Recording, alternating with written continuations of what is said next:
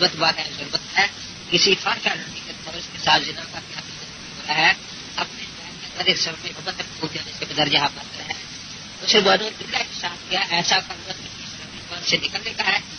آشا للہ پادریوں پنڈتوں وغیرہ بڑے کافروں بچوں کی کتابیں دیکھو جو انہوں نے جیسے روشن کو لکھی ہیں، شاید بھی اس کی نصیحت ہوگی. ایسے کھلی دفعہ تمہارے تمہارے سچے سوشل کی نسبت لکھے ہو.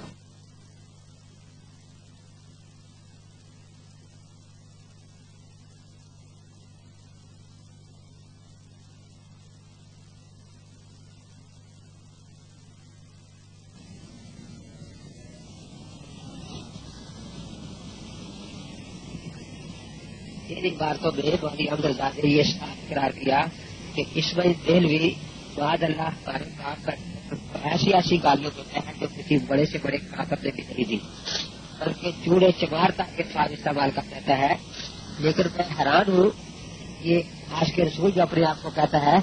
کہ اگر اس کو کوئی آدمی چوڑا چمار کہہ دے تو یہ کبھی اس میں سے 100واں پہلو بھی نہیں نکال سکتا کہ اس میں میری عزت کا پہلو بھی موجود ہے.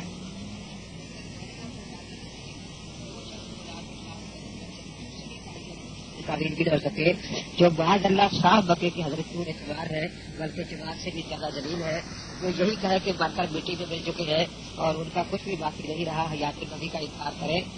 اور جو شخص آپ کے بعد اللہ خیال کو گدے کے خیال سے بھی بہتر قرار دے، مولوی احمد رضا کہتا ہے کہ ویسا شخص اہل لا الہ الا اللہ میں سے ہے اور اس کی ان باتوں میں اسلام کا پہلو چونکہ موجود ہے اس لیے میں انہیں کافر کرنے کے لیے تیار نہیں. تو واضح بات ہے کہ جو فتویٰ سابر ہر بہن میں مکے مدینے سے احمد رضا لایا تھا، اللہ تعالیٰ کی غرض جب جوش میں آئی تو یہی فتویٰ مولوی احمد رضا پر چشمہ ہو گیا، کیونکہ وہ اللہ کے نبی کو صاف اور صریح گالیاں بکنے والے کو بھی کافر کہنے کے لیے تیار نہیں. اور اس فتویٰ میں ہے کہ جو اللہ کے نبی پاک کی توہین کرنے والوں کو کافر نہ کہے وہ بھی کافر ہے، بلکہ جو اس کے کافر کہنے میں شک کرے وہ بھی کافر ہے. اس طرح رسول اکرم صلی اللہ تعالیٰ علیہ وسلم کے بارے میں یہ بات لکھی ہے اپنی بات سے کہ جیسا علم حضور کو ایسا علم ہر زید بکر سبھی موجود جانوروں کو بھی ہے. نعوذ باللہ حفظ الایمان میں یہ بات ان الفاظ میں بالکل موجود نہیں ہے. اصل جیسا میں پہلے عرض کر چکا ہوں کہ جب انہوں نے یہ عقیدہ گھڑا کہ اللہ کے رسول بھی خدا کی طرح ہر جگہ حاضر ناظر ہے اور یہ ثابت کرنے کے لیے پھر معاذ اللہ حضور پاک کو شیطان سے تشبیہ دینے کی کوشش کی گئی. اس طرح انہوں نے حضور پاک کو عالم الغیب کہنا شروع کر دیا. تو پھر جب ان سے پوچھا گیا کہ آپ اللہ عالم الغیب بشہادت اور قرآن اور حدیث میں اللہ تعالیٰ کو کہا گیا ہے، آپ حضور پاک کو کس دن سے کہتے ہیں؟ تو انہوں نے پھر یہی حرکت کی کہ بعض غیب کی باتیں تو جانوروں کو بھی ہوتی ہے. چنانچہ اب اعلیٰ حضرت نے اپنے ملفوظات میں لکھا 4 جلد میں کہ ایک بادشاہ ایک بزرگ کو ملنے گئے اور اس بزرگ کے سامنے بہت سے سیب رکھے ہوئے تھے. پھر بھی ایک بہت بڑا خوبصورت سیب تھا. تو بادشاہ نے دل میں کہا کہ اگر یہ بزرگ اپنے ہاتھ سے اٹھا کر یہ سیب مجھے دے تو پھر میں سمجھوں گا یہ ولی اللہ ہے. تو اس بزرگ نے اپنے ہاتھ میں سیب اٹھایا اور سیب اٹھا کر کہنے لگے کہ ہم مصر میں گئے تھے، وہاں ہم نے ایک گدھا دیکھا جس کو کشف ہوتا تھا اور وہ غیب کی باتیں بتاتا تھا. اس کا مالک کسی کے جھولی میں کوئی چیز ڈال دیتا تھا، گدھے کی آنکھیں بندی تھی، پھر اس سے کہتا تھا کہ کس کے پاس یہ چیز ہے، گدھا اس کے سامنے جا کر سر جھکا دیتا تھا اور یہ کہتے ہوئے سیب بادشاہ کی طرف پکڑا دیا کہ اگر ہم بھی آپ کے دل کی بات جان لیں اور غیب جان لیں تو ہم اس گدھے جیسے تو ہو ہی جائیں گے نا. تو دیکھو احمد رضا نے خود ثابت کیا کہ اللہ والے گدھوں کو بھی عالم الغیب مانتے ہیں. اسی طرح اور اس قسم کی باتیں اس نے لکھی اور حضرت پاک کا علم غیب ثابت کرنے کے لیے انہوں نے معاذ اللہ گدھوں تک کی مثال پیش کر دی دیوانوں کی کہ ہر مومن جو ہے یؤمن بالغیب آخر غیب کا علم ہوگا تو ایمان رکھے گا نا. اس لیے ہمارے علماء نے اس کو الزامی طور پر جواب دیا کہ جب بعض علم غیب تو گدھوں کے لیے بھی مانتا ہے اور بعض علم تو بچوں اور دیوانوں کے لیے بھی مانتا ہے تو پھر تو نے رسول پاک کی کیا تعریف کی؟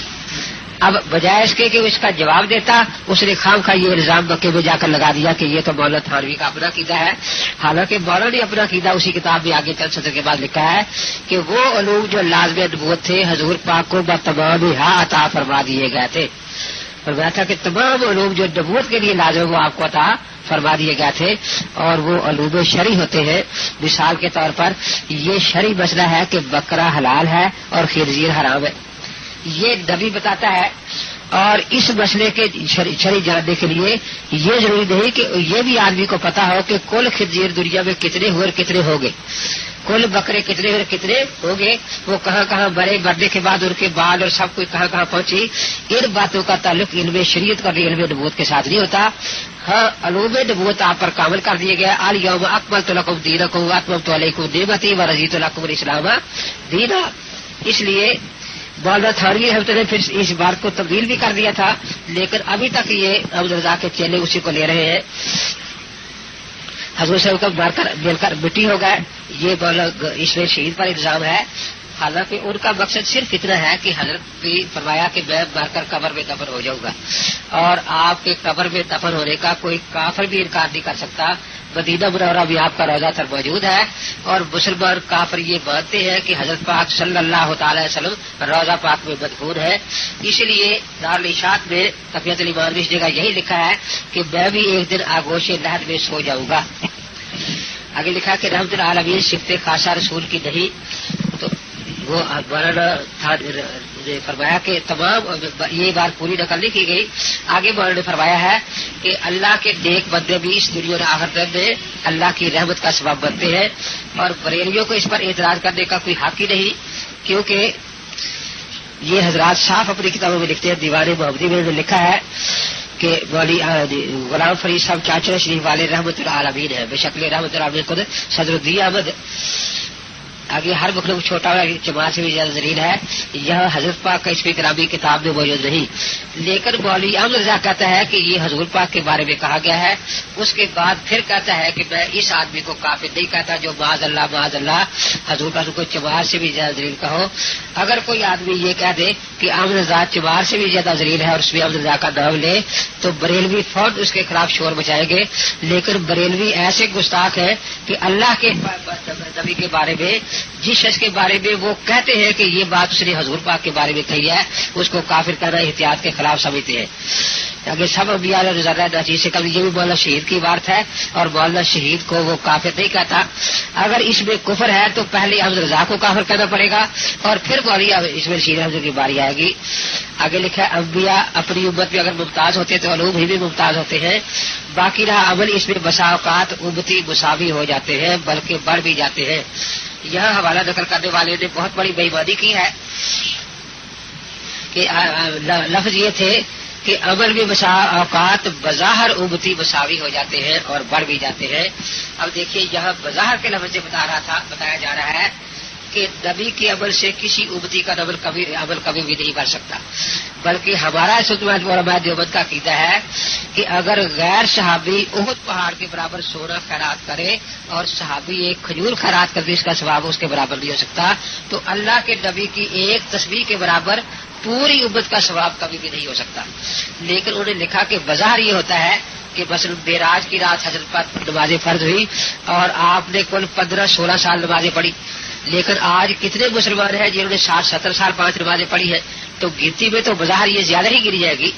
حضرت پاک نے حجۃ الوداع فرمایا، ایک حج فرمایا، لیکن کتنے آج آدمی جنہوں نے 20 حج کیے ہوئے ہیں، ہمارے امام صاحب نے 50 حج کیے، تو بظاہر گنتی میں یہ حد واقعات بہت زیادہ ہے۔ پھر حضرت پاک پر قرآن آخر حجۃ الوداع میں آ کر ختم ہوا، اس کے بعد آپ نے کچھ قرآن ختم کیے، لیکن آج کتنے لوگ ہیں جو روزانہ قرآن پاک ختم کرتے ہیں، اور گنتی میں یہ بہت زیادہ ہے۔ تو اس بات کے کہنے میں یہ بات تھی کہ نبی علوم میں ممتاز ہوتے ہیں، اور گنتی اعمال میں تو بعض لوگ آگے بڑھ بھی جاتے ہیں، اس میں کوئی اعتراض کی بات نہیں ہے۔ حضور کا بھی نازل کریا کہ جنم دن منانے سے کی طرح ہے، یہاں بھی یہ بات انہوں نے نامکمل بات سے لکھا ہے کہ یہ جو تم مذاق کرتے ہو کہ جب تم سے پوچھا جاتا ہے کہ تم کیوں کھڑے ہوتے ہو یہ میلاد میں اور سمجھتے ہو کہ حضور آپ پیدا ہو رہے ہیں، تو وہ یہ کہتے ہیں کہ جب ہندو اپنے کنہیا کے لیے کھڑے ہوتے تو ہم اپنے نبی کی تعظیم کے لیے کیوں نہ کھڑے ہو۔ اس سے معلوم ہوا کہ جو نیا عقیدے گھڑے ہیں ان عقیدوں کی اس بات کے لیے کبھی ان کو رام چندر کا نام لینا پڑتا ہے، کبھی شیطان کا نام لینا پڑتا ہے، کبھی گدوں کا ذکر کرنا پڑتا ہے۔